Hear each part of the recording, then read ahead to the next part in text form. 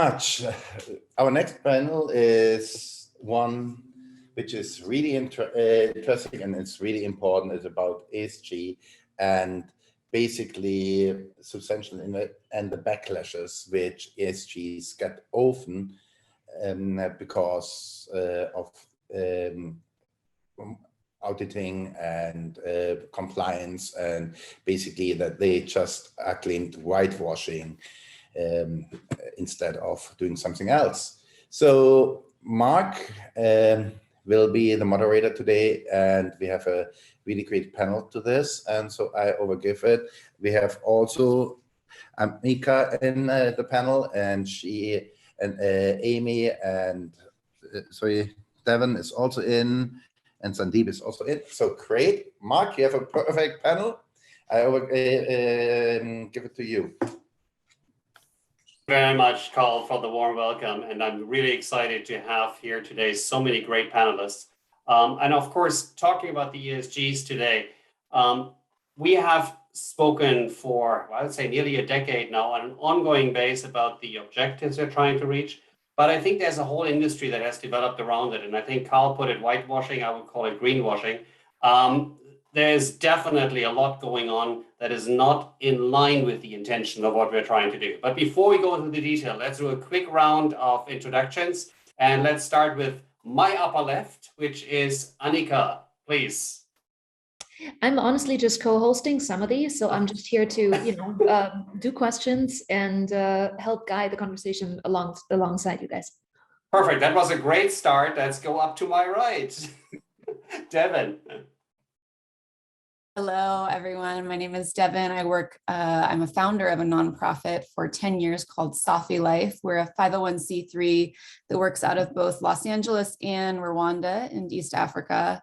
All of our donations go to the women in East Africa, and I'm definitely curious about how the corporate space is using ESGs to further the mission of the nonprofit world and to see how there can be some sort of collaboration there. I just want to touch that we have someone waiting, Clark.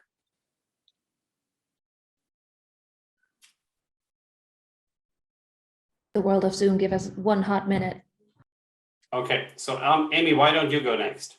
Sure. My name is Amy. Sorry about that, Mark.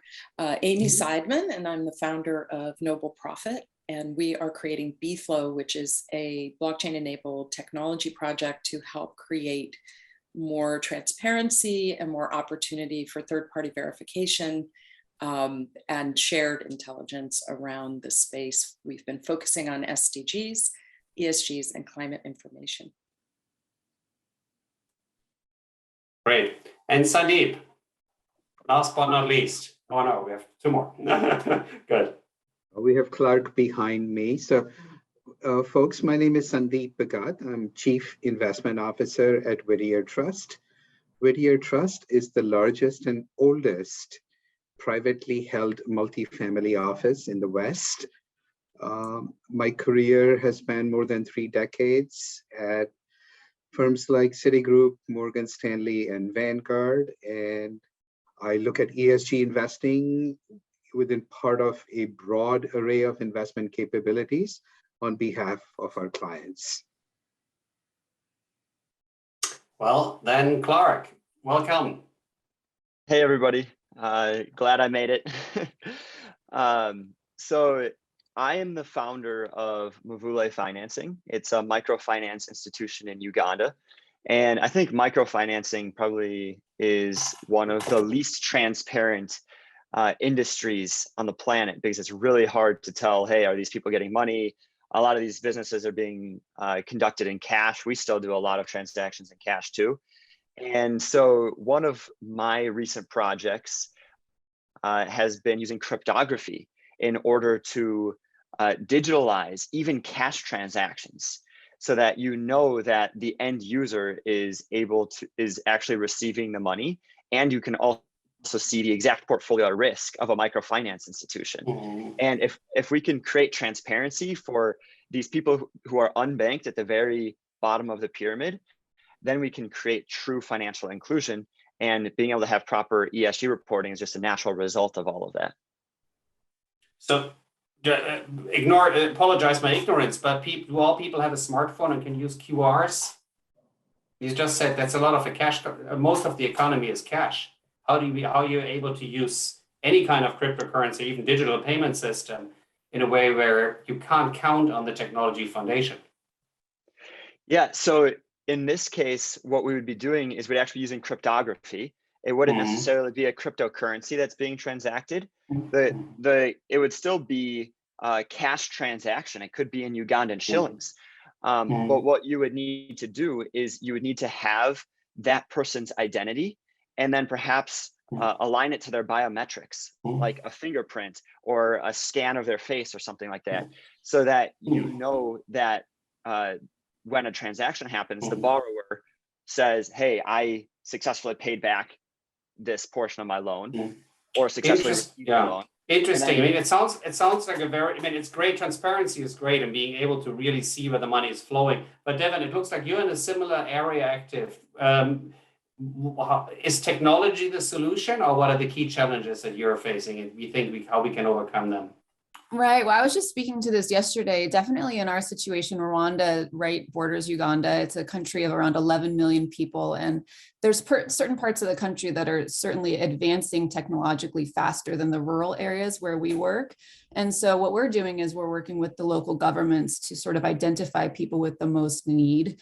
There is a hierarchy in Rwanda, it's spoken and unspoken, where we're working directly with women who need our financial help the most, and we work in the space of education. So we're having to collaborate with the government actually in order to identify people and to make sure that our financing is going directly where it needs to be going. But technology is certainly a challenge, especially in the rural areas of Rwanda. And there are big corporations going into Rwanda, but not in all of the areas. So it's sort of trying to find the ways for them to meet and intersect, which is something we're going to be working with moving forwards. You made another point, really focusing on female entrepreneurs. I mean, I'm a big supporter of Kiva for a long time, and based on my own little sample here, I could tell you that I think nearly all female entrepreneurs have paid back, and I can't say that for all the male entrepreneurs, which, by the way, is also in sync with what we are seeing as traditional angel investors. So the returns of female-led companies are actually much better. So it's usually a much better bet there. I was wondering, Sandeep, based on your family office and investment decisions, how are you looking at who you invest in and where you're allocating your funds? So I'll take the conversation up all the way to 30,000 feet and just focus on broad concepts. Capitalism is all about generating economic profits, but if you can do societal good and create societal value, that's a higher form of capitalism that becomes attractive to both the company and the investor. So just a couple of really quick thoughts in terms of ESG investing and how it can truly become sustainable and attract the kind of capital that it aspires to. For the corporation, then, shared value creation just simply becomes identifying a set of policies and operating procedures that not only maximize its bottom line, but also make a positive impact in the communities within which it operates. And there are some really simple examples, right? If you are involved with logistics whatsoever, if you minimize the number of driving miles, you save money, you also help the environment. So I would suggest that corporations continue this very precise, definitive, and laser-like focus on these types of activities. And for the investor, from my seat, I think the industry lacks a couple of different things. Everybody is searching for capital, trying to attract it. And ESG investing would be better served making sure that it delivers returns that are competitive with market returns. The idea here from an investment point of view is not to part with what I would call concessionary capital. Look for companies that are already better and competitive and trying to become even more so while delivering potentially large social benefits. It never should be the case that you're looking for companies or investments that are trying to do social good in the hope that it becomes better or more competitive. I think you're speaking to the heart of a lot of market economists, for sure. And it's about unlocking the economic potential. I think that's already there. Amy, let me throw the ball into your court here. Actually, thank you, because I have a lot to comment on regarding what Sandeep said, and I agree on some levels. And one of the things that is very clear from the work that I've done is that there is a tremendous amount of focus on bottom line, which as it should be because people are investing. But just to speak to the comment that you meant about returns, it's known and researched that companies that are acting more sustainably and have revamped all of their supply chains and their processes, as well as their human resources, have a much safer and better return in the downturn. If you look at many studies out there, it's actually proven and studied. In 2008, when everything fell down, we had a lot of companies that were, consistent because they knew where their energy supply was coming from. They actually pre-purchased renewables, and the optimization within the company was profound. There's also a tremendous opportunity, I believe, for diverting and changing the way that companies are operating. And I think different companies are doing it in different ways. And there's different ratings of light green to dark green. And there are companies that every part of their ethos and the work that they're doing is oriented towards transformation of their supply chain, of the lives of people, and they're doing very well. And they are taking what could be, going into the demise of a human being's life within an area with pollution and deforestation or just blatant misuse of resources, which is very easy when you're looking at a global corporate structure devouring the world. The people in Uganda, you can really touch people's lives and elevate them by making very subtle changes in the way that you do business. And I have multiple examples of that. And we have a lot of companies that are being misrepresented, and we're having, when you look at the rating systems that exist out there, it's not about what they're doing on the planet, it's whether or not they're going to survive climate change.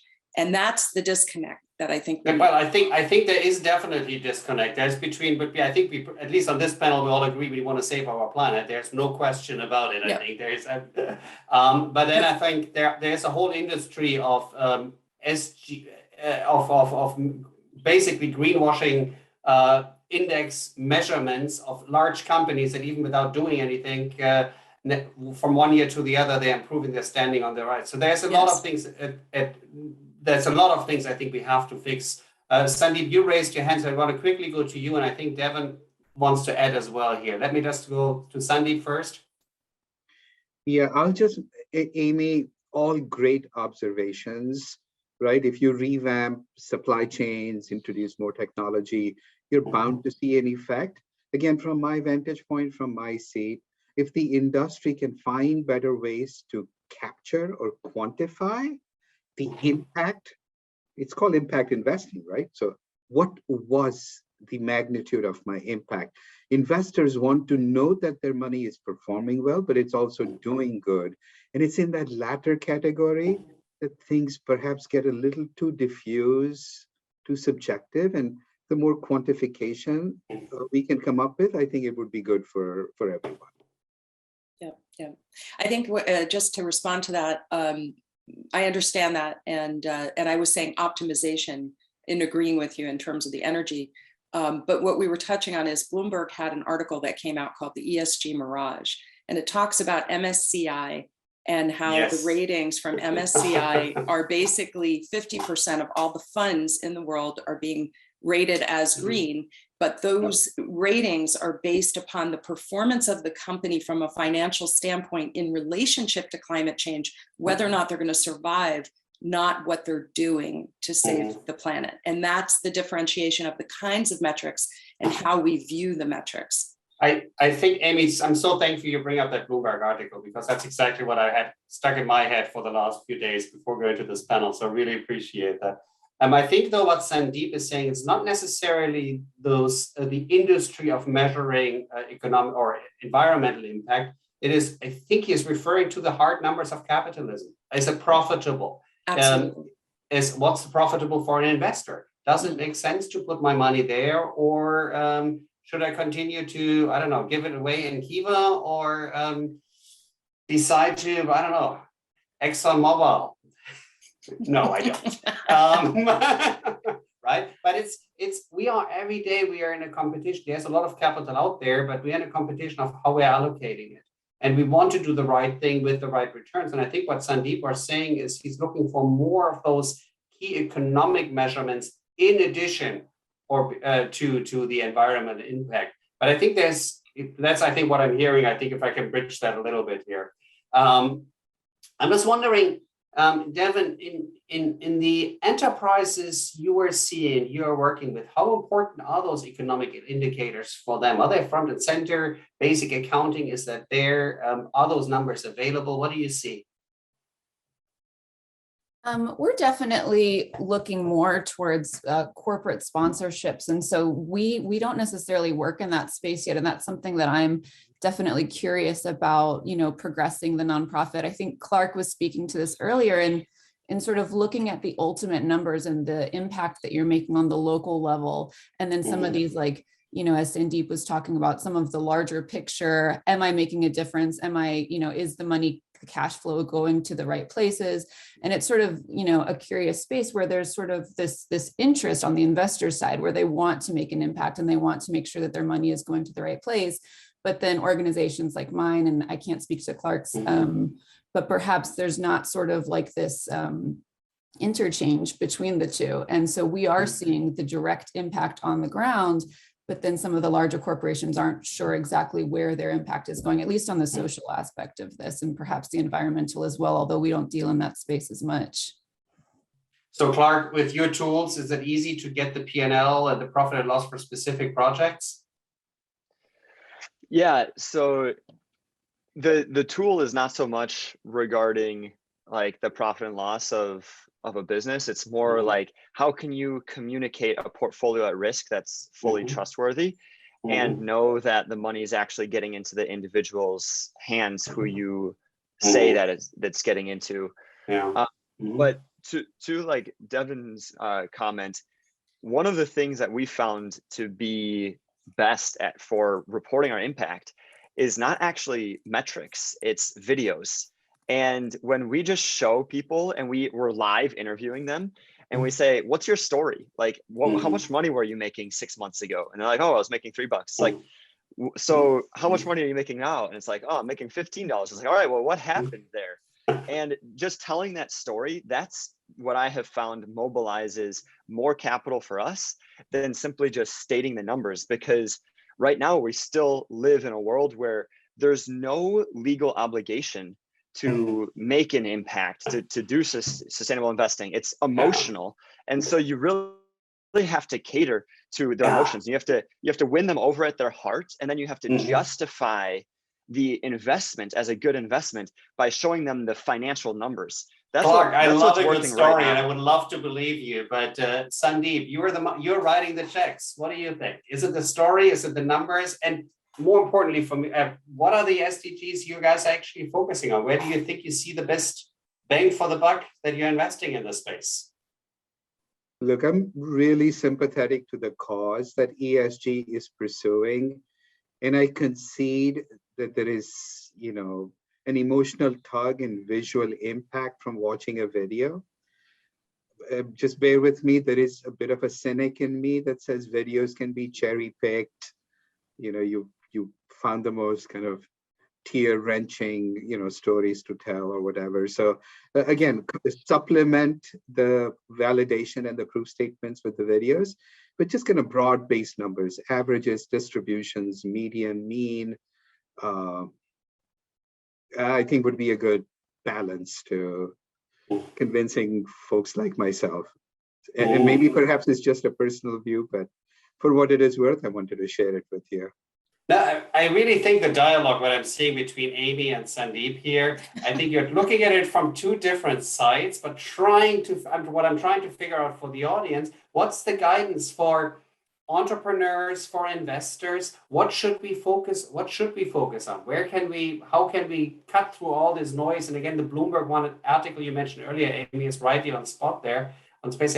What is the key guiding lights for us if we want to do well and we want to do good?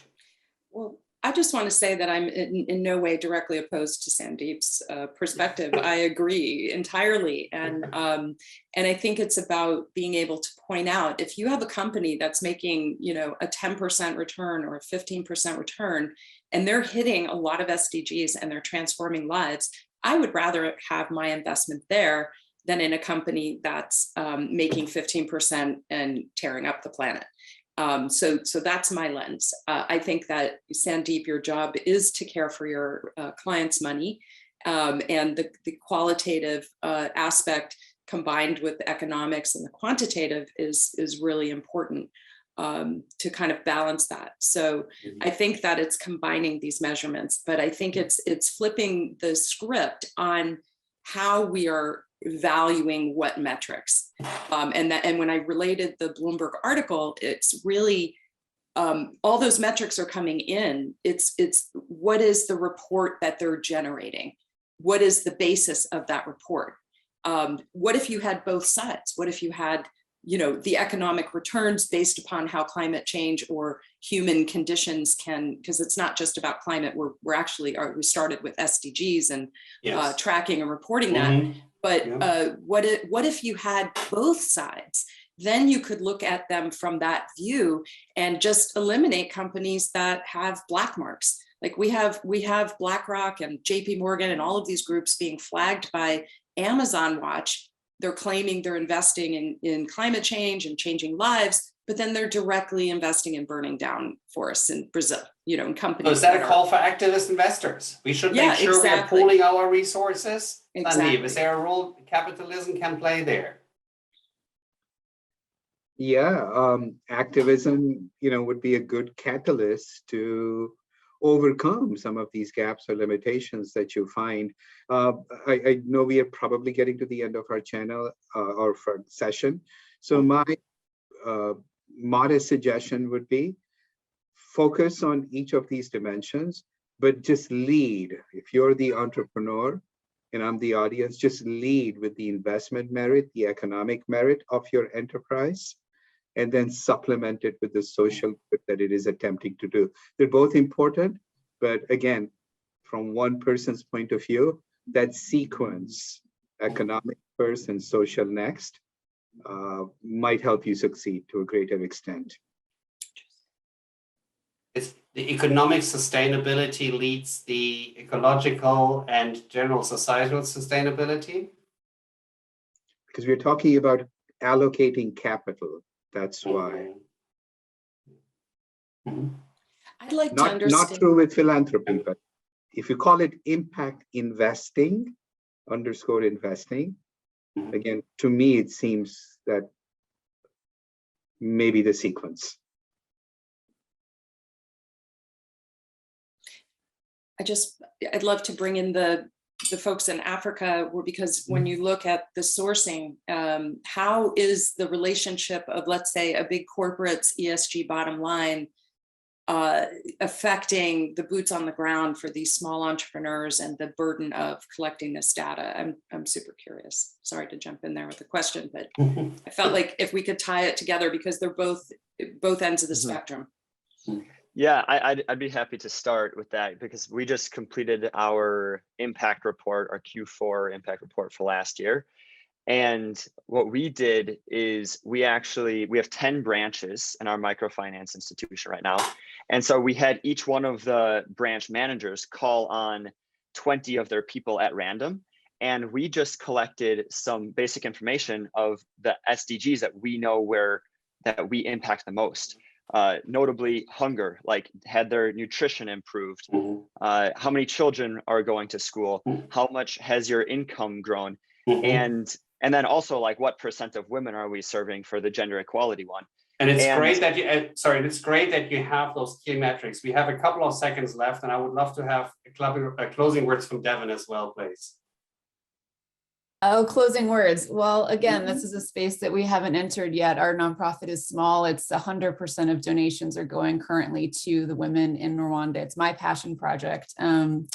So yeah, it's something that we're definitely looking to consider further. If anyone out there is interested in partnering with us, I'll do that plug. So it's safilife.org. Well, it sounds like if you're able to make the point of how economic empowerment for the women, then I think Sandeep might be one of your sponsors in the There we future. go. Who knows? We appreciate it, Sandeep. No, it sounds good. And please all keep up the good work. Really appreciate you making it here today. It's a pleasure meeting you and an honor to working with you together in the digital Davos environment on the common good. Thank you, Mark. Thank you, everybody. Appreciate it. Thank you. Thank you very much, everyone. It was a really insightful panel. And we are now just putting the next panel live. So please stay with us for a second.